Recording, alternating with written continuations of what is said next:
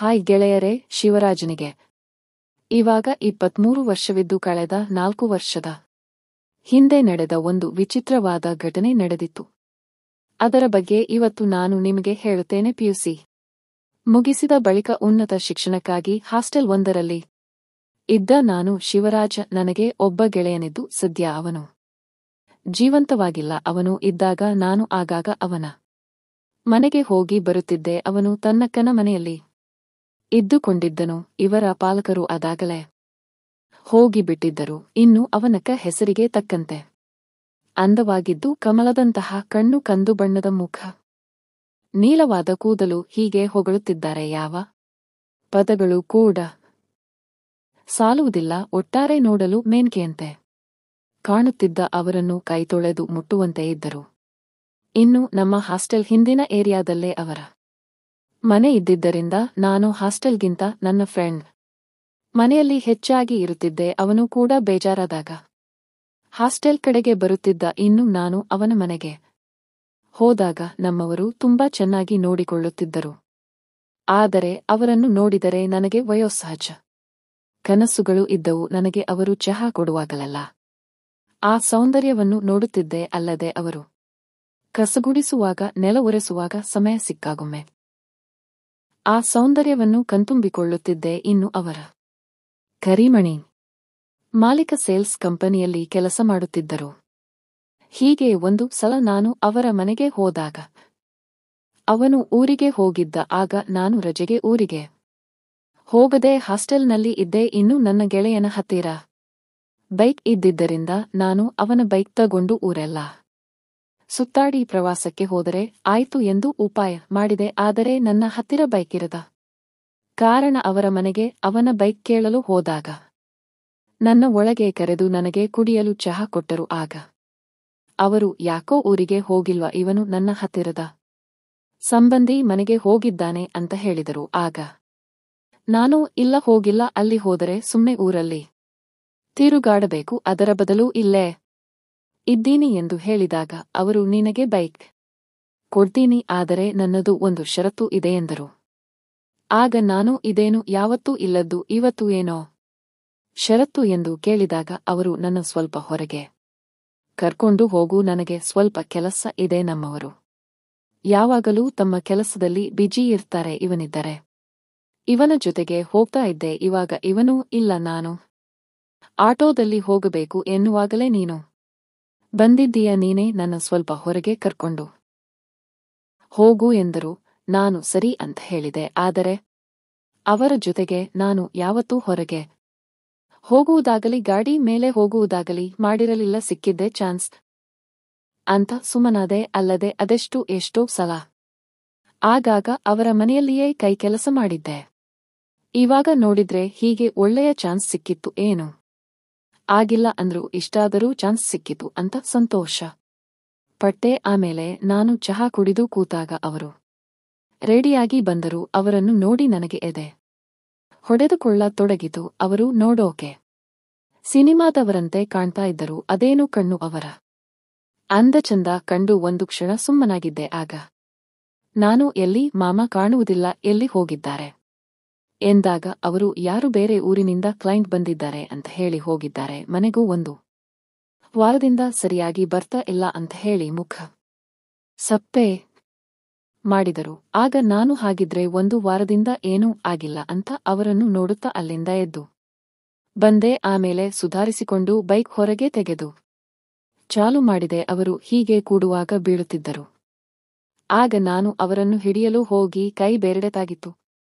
ನನಗೆ ಮೈಯಲ್ಲಿ ಕರೆಂಟ್ ಹಾರಿದಂತೆ. ಆದರೂ ಅದನ್ನು ತೋರಿಸಿಕೊಳ್ಳದೆ ನೋಡಿಕೊಂಡು ಗಾಡಿ ಹತ್ತೋದು ಅಲ್ವಾ ಎಂದಾಗ ಅವರು, ನೀನು ನನಗೆ ಇದೆಲ್ಲ ಹೇಳಿ ಕೊಡ್ತೀಯಾ, ಏನೋ ಚೂರು ಕಾಲು ಜಾರಿತು ಅಷ್ಟೇ ಎಂದರು. ಆಗ ನಾನು, ಸರಿ ಬಾ ಎಂದು ಹೇಳಿ ಅಲ್ಲಿಂದ ಹೊರಟೆ. ಆದರೆ ಹೀಗೆ ಹೋಗುವಾಗ ಅವರು ನನ್ನ ಹೆಗಲ ಮೇಲೆ ಕೈ ಹಾಕಿದ್ದರಿಂದ ನನಗೆ ಏನೋ ಒಂಥರ ಸಂತೋಷವಾಗಿತ್ತು. ಜೊತೆಗೆ ಗಾಡಿ ಮೇಲೆ ಹೋಗುವಾಗ ಮಾಮೂಲಾಗಿ ಬ್ರೇಕ್ ಹಾಕುವುದು, ಮೈ ಸುಕುವುದು ನಡೆದಿತ್ತು. ಆದರೆ ಜಾಸ್ತಿ ಬ್ರೇಕ್ ಹಾಕಿ ಎಲ್ಲವೂ ಗೊತ್ತಾದರೆ ಕಷ್ಟ ಎಂದು ಆಗಾಗ ರೋಡ್ ಬ್ರೇಕ್ ಬಂದಾಗ ಮಾತ್ರ ಚೆನ್ನಾಗಿ ಬ್ರೇಕ್ ಹಾಕುತ್ತಿದ್ದೆ. ಆಮೇಲೆ ಎಲ್ಲಾ ಖರೀದಿ ಮುಗಿದ ಮೇಲೆ ಅವರು ಬಾರು ನಾನು ಯಾವಾಗಲೂ ಹೊರಗೆ ಬಂದ ಅಂದರೆ ಇಲ್ಲೇ ಮಾಡ್ತೀನಿ ಅಂತ ಹೇಳಿ ಹೋಟೆಲ್ಗೆ ಕರೆದುಕೊಂಡು ಹೋಗಿ ನಮಗೆ ಬೇಕಾದ ಆರ್ಡರ್ ಮಾಡಿ ತಿನ್ನುತ್ತಿದ್ದೆವು.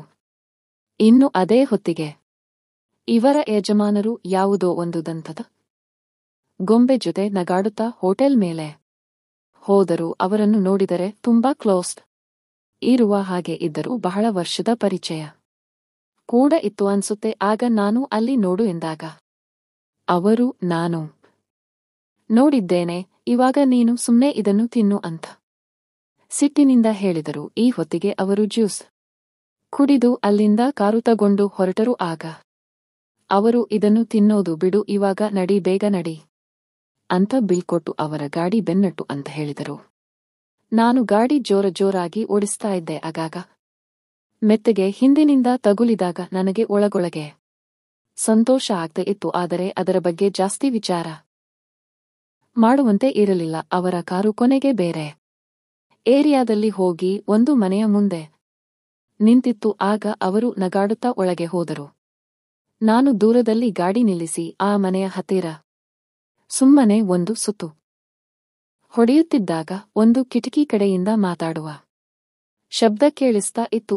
ಇವಾಗ ಬೇಡ ಎಂದು ಒಂದು ಧ್ವನಿ ಹೇಳಿದ್ರೆ ಏನು ಆಗೋಲ್ಲ ಬಾ ಅಂತ ಹೇಳಿತು. ಆಮೇಲೆ ತುಸು ಹೊತ್ತಿನ ಬಳಿಕ ಚಪ್ಪಾಳೆ ಹೊಡೆದಂತೆ ಕೇಳಿಸ್ತಾ ಇತ್ತು. ಬೇರೆ ಶಬ್ದ ಕೇಳಿಸತೊಡಗಿತು. ಅದೆಲ್ಲ ಏನು ಅಂತ ಹೇಳೋದು ಬೇಕಾಗಿಲ್ಲ, ಇವರಿಗೆ ಸಿಟ್ಟು ಬಂದು ಅಲ್ಲಿ ದಾಂಧಲೆ ಮಾಡಿದರೆ ಮರ್ಯಾದೆ ಹೋಗುತ್ತೆ ಅಂತ ಸುಮ್ಮನಿಂದರು. ಆಮೇಲೆ ನಡೆಯೋ, ಗಾಡಿ ತೆಗಿ, ಮನೆಗೆ ಹೋಗೋಣ ಎಂದು ಸಿಟ್ಟಿನಿಂದ ಹೇಳಿದರು. ನಾನು ಬಂದು ಗಾಡಿ ಚಾಲು ಮಾಡಿ ಅವರನ್ನ ಮನೆಗೆ ಕರ್ಕೊಂಡು ಬಂದ ಕೂಡಲೇ ಅವರು ಅಳುತ್ತಾ ಒಳಗೆ ಹೋದರು. ನಾನು ಚೀಲ ತಗೊಂಡು ಒಳಗೆ ಹೋಗಿ ಇಟ್ಟೆ. ಅವರು ತಮ್ಮ ಕೋಣೆಯಲ್ಲಿ ಅಳುತ್ತಾ ಕೂತುಬಿಟ್ಟರು. ನಾನು ಹೆದರುತ್ತಾ ಒಳಗೆ ಹೋದೆ. ಅವರನ್ನು ನೋಡಿ ನನಗೆ ಬೇಜಾರು ಎನಿಸಿ, ಹೋಗಲಿ ಬಿಡಿ, ಏನಾದರೂ ಕೆಲಸ ಇರಬೇಕು ಎಂದಾಗ ಅವರು ಇವನೊಬ್ಬ ಬಂದ ಅವರಿಗೆ ಬೆಂಬಲ ಕೊಡೋಕೆ, ಇವಾಗ ನೀನು ಬಾಯಿ ಮುಚ್ಚಿಕೊಂಡು ಇರು, ಇಲ್ಲ ಅಂದರೆ ಅವರ ಮೇಲಿನ ಕೋಪಕ್ಕೆ ನಿನಗೆ ಏಟು ಬೀಳುತ್ತೆ ಅಂತ ಹೇಳಿದಾಗ ನಾನು ಸುಮ್ಮನಿದ್ದೆ. ನಾನು ಮತ್ತೆ ಅವರಿಗೆ ಹೋಗಲಿ ಬಿಡಿ, ಏನು ಮಾಡೋಕೆ ಆಗಲ್ಲ, ಆಗಿದ್ದೆಲ್ಲ ಆಯ್ತು.